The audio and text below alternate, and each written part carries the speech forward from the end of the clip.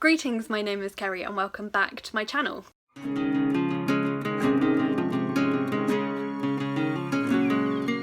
Today I'm going to be talking about some of my reading plans for June. I kind of have decided not to really make a full TBR for June. I think I'm going to just be focusing on picking up what I feel like reading when I feel like reading it, because in April I didn't read very much at all. In May I've been mainly reading the books that I planned to read in April and haven't really read what I said I was going to read in May. So I think for June I'm just going to have a reset month and let myself catch up and read just things I want to read.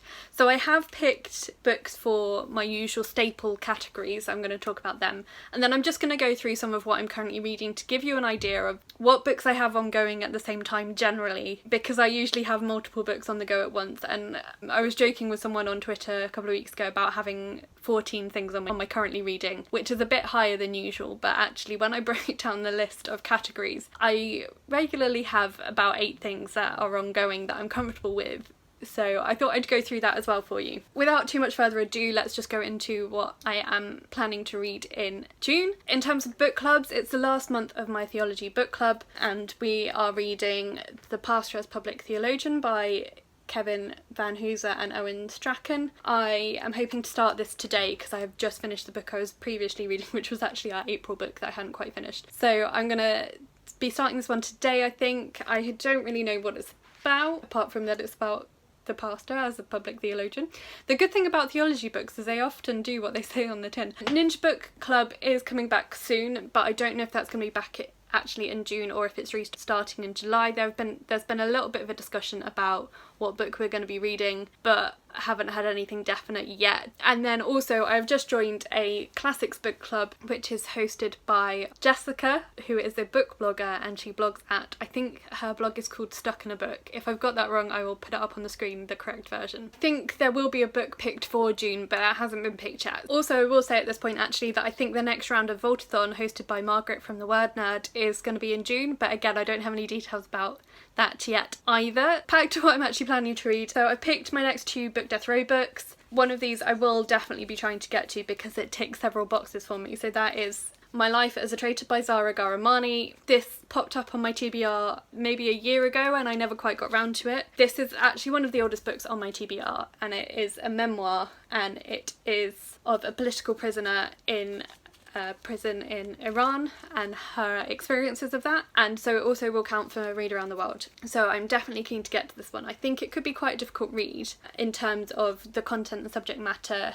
Her experiences I think are going to be quite difficult to read about. I had thought I was avoiding difficult books, but then I read Shadows on the Tundra in May, which is a very difficult book in terms of its subject matter, and I enjoyed it more than I was expecting to. I mean, enjoyed is not necessarily the right word, but it just showed to me that actually I can cope with reading more difficult stuff than I thought I could at the moment, so I'm quite keen to give this one a try for those reasons. The other one I'm less sure about. I think it's partly because of the writing style. When I read the first chapter, the topic is something that I'm quite interested in, but the writing style of the first chapter didn't appeal to me, so I'm going to give it a go anyway. So this is The Unfixed Stars by Michael Byers. This is a novelisation of the discovery of, I think, of Pluto in the early 20th century. And so from the blurb it sounds quite interesting. I really like science fiction, and I know this is more historical fiction than science fiction probably, so I'm keen to give it a try. But I think it was written in third person present tense, which is not a format, not a writing choice that I particularly enjoy. I don't like it. It doesn't work for me as a reader unless it's done really, really well. So I'm going to give it a try, but I might not finish this one. I've already got a book that is one of the oldest books on my TBR to read, but in order to help me get through some more of those lists, I've decided I'm going to try and read in June Before the Storm by Diane Chamberlain, which will be a reread for me. I read this a couple of years ago, but I want to reread this so that I can pick up, behind me, Secrets She Left Behind, which is the sequel and is one of the oldest books on my TBR. So if I can manage to read Before the Storm in June, then I will be able to pick up Secrets She Left Behind in July or August. And I'll see how I get on. I really enjoyed this first book in an era where I was really into Jodi Picoult. She has a similar style of writing. I've gone off Jodi Picoult a little bit, and I'm not sure whether that's because of the author or because of the style of writing. So I'm intrigued to see how I feel about these 2 books, because I have got another couple of books here by Diane Chamberlain as well, whether I decide to read those two or not will depend on how I get on with rereading this one and reading Secrets She Left Behind. And then finally, for my staple books on my TBR, for Read Around the World, I'm picking up, this is a book I bought recently. This is called Like Water for Chocolate by Laura Esquival. This is a Mexican classic. I heard about this on the Strong Sense of Place podcast, which I really, really love. I started listening to it recently on the recommendation of a blogger called Lulu Reads, and they did an episode about Mexico, and this is the first book I've bought off the back of their recommendations, but I've added loads of books to my books to find list based on their recommendations, but this one sounded really intriguing, and because I haven't read a book from Mexico yet, and this is a Mexican author, the concept sounds really intriguing. Basically, it is about a young woman called Tita, who is the youngest daughter in her family, and for that reason she is not allowed to marry because she has to look after her parents in their old age. She falls in love with a guy called Pedro, but they're not allowed to marry, so he marries her sister instead. There's magical realism in this. Tita is a chef and she does a lot of cooking for the family, but manages to infuse her emotions into the food, so when the people eat the food they experience the emotions she is feeling. It includes recipes in there as well and things, so I'm just really intrigued to see if it is as good as they said it was on the podcast, but it sounds brilliant and it will tick off Mexico for me. So what I'm currently reading at the moment, I have, I think, 9 or 10 books that I'm actively currently reading. That's because I have a couple of gaps. So as I said, I've just finished the current book for my theology book club and I haven't started the next one yet, so that is one category that I often have in my currently reading. Now actually that is the last month I'll be doing that book club, so then I'll be down to 7 of the other categories. I'm going to go through them now and what I'm currently reading for each of them. So I usually have a novel or a narrative non-fiction on the go. Actually at the moment I have 2 of these. These are both my Book Death Row books for April that I am just finishing, hopefully in the next couple of days. I'm about halfway through this one. This is Father and Son, this is a memoir, so this is a narrative non-fiction. By that I mean things like biographies or autobiographies where there is some element of narrative to the book, as opposed to a different kind of non-fiction where it is more factual. If it's got a storyline, I class it as narrative non-fiction and include it in this category. So usually I would only have 1 of these. I've actually got more, I'm going to get to the bonus ones in a minute. So Father and Son is a memoir of a young man growing up in quite a strict religious family in the 1850s. His father was a zoologist but was also very religious, so was quite opposed to Darwin and those ideas of the time. So this is about his experiences. I'm about halfway through. It's a very lyrical, quite wordy, verbose writing style, but I'm quite enjoying it. The way he describes the people that he comes across in his early life is quite elegantly done. I quite like it. And then I've just started, really, I'm only about 20 pages into it, The Confidential Agent by Greene. So this is, I believe, a spy mystery thriller type book. I don't really know very much about what it's about at the moment because I have only just really started it, but that is my narrative books. So then usually I have an anthology, so that will be a collection of poetry, short stories, plays or essays. So I'm not actually reading one at the moment, but I'm about to start for this, Sister Outsider by Audre Lorde, which I have out from the library. Been meaning to pick this up for a while and just have not quite got around to it yet. So this is the next on my list of anthologies to read. This is the collection of her essays. She is quite an important figure in feminism and in civil rights, so I'm really interested to pick this up and I think I'm going to try and start it today.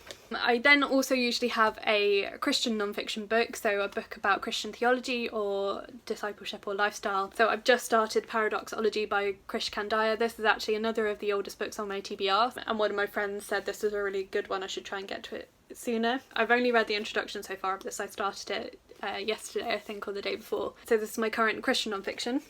And then for my regular non-fiction, so again, these are ones that don't have that narrative element. They're a bit more factual, not factual necessarily, fact-based, I guess. So I'm reading Invisible Women by Criado Perez, which is about gender data bias, and it was really fascinating and it made me realise things that I hadn't really thought about, like the whole fact of my phone that I'm filming on is an iPhone 7. I can barely hold on to it. I can't reach the top of the screen with my thumb the way I could with my old iPhone. So I had an iPhone SE before, which is the same size as a 5, and she talks about that quite early on in the book, about how when women aren't involved in designing things, things aren't designed to suit women, which seems like a really logical thing. But so it's really interesting. I haven't actually picked it up for a little while because I have had so many things ongoing, and because it's not narrative, it's easier to pick up and put down in that way. So I've read the first 3 chapters, and she's talked about things like bus routes and gender neutral toilets and stuff like that, and it's really, really fascinating. I'm hoping to carry on with it a bit more soon. And then I've got 2 bonus ones at the moment, which are read-alongs and buddy reads, and these both actually fit into the category of narrative books, of novels or narrative non-fictions. These are both novels, and one is a read-along that I'm doing, which I've talked about a lot. So I have made a bit of progress with this weekend. This is Ducks Newburyport by Lucy Ellmann, so I'm doing the Ducks read-along organised by Bex from Ninja Book Box. Everyone is behind schedule, I think. We were meant to be finishing it the first week of June. I'm not even halfway through yet, so it's going to take me a little bit long to get through it because it's chunky and it's difficult to read, but I'm really enjoying it. And then my other book that I have ongoing, which again I haven't picked up for a little while, is The Great Gatsby by F. Scott Fitzgerald. I am buddy reading this with Alex from Alex Black, only she has been really busy recently and I'm not sure if she's actually managed to pick it up at all yet. So I did start it, but I have not picked it up because I've been waiting for her to be ready to read it. So that is the bonus ones. So that's why at the moment I have more books ongoing than I usually would, but usually I'm happy with having about 7 or 8 books on my currently reading shelf because I have them in those different categories and I like to mix up my reading a bit anyway. Hello, Editing Kerry with a couple of additions and a bit of an update. I somehow managed to forget 3 of the books that I'm currently reading. I don't know how I managed that. Anywho, so I also have, this is my daily devotional book, so this is just a short Bible verse and short thought about the Bible verse and a quote that I read every evening before I go to bed. Then I have a more serious theology book. This one is called Portrait of the Kings. This is about King David in the Bible and how he's written about through the Bible. So I try and have one more serious theology, deeper, harder to read theology book ongoing as well, but I haven't picked this up in a while because I haven't had the energy. And then I also have a book in French. This one is actually parallel text, so it's got French on one side, English on the other. I'm trying to mainly read the French. It's a collection of short stories. I have a goal to read 3, I think I said 3 French books in the year. This is still the first one, and the problem is I have not been enjoying the stories. They're all quite depressing. There was one that I really liked, but then it had quite a depressing ending, and I haven't really enjoyed any of the others. So I have 3 or 4 to go, I think. It's just taking me a really long time to get through because I'm not really enjoying it. So those are the other 3 books that are on my currently reading shelf at the moment. So hopefully now the maths will add up. And then the couple of updates. Just after I filmed, this happens every time, just after I filmed my TBR, Margaret from the Word Nerd posted her announcement for Voltathon. So the film this time is Brother Bear, and I can't remember what all the challenges are, but I will link her announcement video in the description so you can go and check it out. Every time she picks a group book that meets all the challenges, or she sets the challenges to coincide with what she's picked for the group book. And because Brother Bear is inspired by Native American traditions and legends, the book that she's picked is the middle grade book about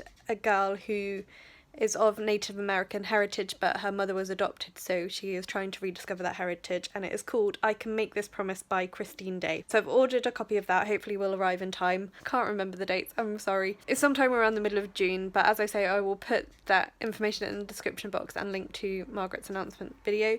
If I decide to read anything else for that as well, I will talk about that in my wrap up at the end of the month, but I will probably pick from other stuff that I'm reading at the time or planning to read at the time. And then the classics book club that I joined is called Let's Get Classical. I will put a link to the Facebook group if you're interested in joining that. Not definitely decided a book yet, that's being announced on the 1st of June, but it's a close run thing at the moment in the poll between The Great Gatsby, which I'm reading anyway, and The Turn of the Screw, which I finished did I finish it end of April or beginning of May? Either way, it's not going to be a new book for me, probably, unless one of the other books on the poll makes a late surge. I'll talk about that either in my wrap up or in recent reads, depending on what the result of that is. Back to me to wrap up.